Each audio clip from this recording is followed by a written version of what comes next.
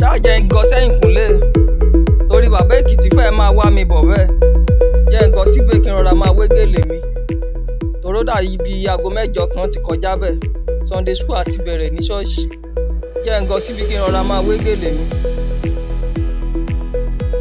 Jẹ́ gèlè gan kan kó pàṣẹ wọ gèlè mẹ́kàn rí wé mẹ́ẹ̀ fẹ́ rí gèlè ìwé dáadáa lẹ́ni kí ló ti kó ti dé ó ti rí gan-an ìwọ gèlè dúró dáadáa lẹ́ni ọjọ́ mọ̀ ti lọ mo kú ti pa fóònù mi torí bàbá Ìjẹ̀ṣà máa fi fóònù gùn lé mi ká ni mo ti pa fóònù mi mẹ́kàn rí gèlè ìwé ó dà pé bàbá Ìjẹ̀ṣà ti mí bọ̀ mo ti mí gbóhùn bàbá Ìjẹ̀ṣà ó dà pé bàbá Ìjẹ̀ṣà ti mí bọ̀.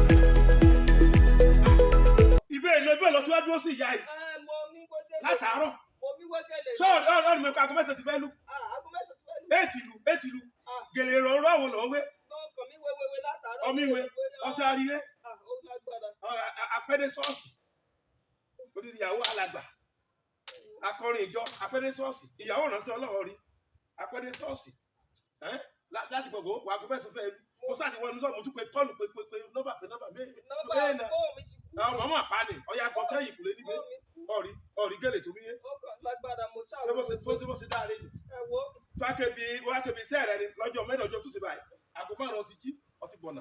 ẹ wo Sunday school nìkan máa ń wà bọ́rin ẹ̀yàn wọ ṣọ́ọ̀ṣì kọjọ́ ìjọ ni ló máa ń dùn dáadáa fún Sunday school nìkan nígbà mìíràn ó máa ń wà bọ́rin. àbọ̀rin ibi ọjọ́ lọ fẹ́ lọ. kéèyàn dé ṣọ́ọ̀ṣì ní táìmù kan tí a máa lù nǹkan tí a máa kọrin ọpẹ́ ìlú. ló máa ń dùn. ohun tó fẹ́ máa ṣe nìyẹn. ẹbí àti àgbọ̀wàásù. ọ̀tà àgbọ̀wàásù.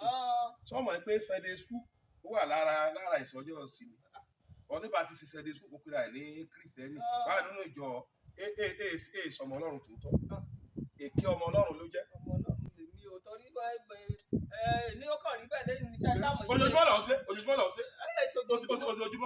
ọ̀sẹ̀ ó lọ tọ́tì ọtọ́mọtọ́mọ.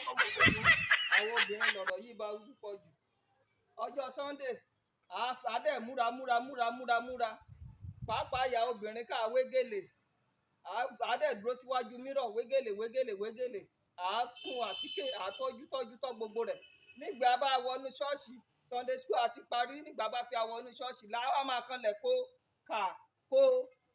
kó wọnú ṣọ́ọ̀ṣì kan yé bàámọ̀ ìyá múra dáadáa lọ́jọ́ ìsinmi kan yé bàámọ̀ ìyá ọba tó fáìn ìgbẹ̀ni a máa kanlẹ̀ kó ẹ̀jẹ̀ àkíyèsára títẹ̀dẹ̀ délé ìjọsìn ó ṣe pàtàkì lọ́pọ̀lọpọ̀ fún àwa ọmọ Ọlọ́run ẹ jẹ́ ká ṣe àtúnṣe lórúkọ Jésù á dára fún wa.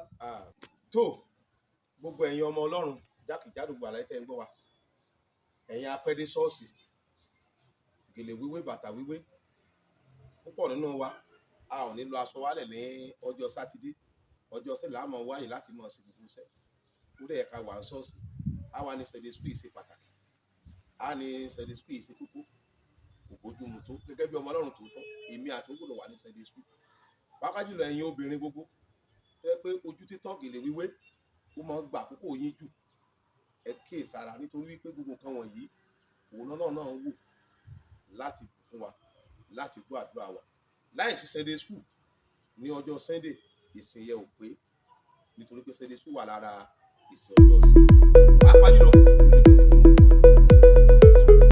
Share, like and comment.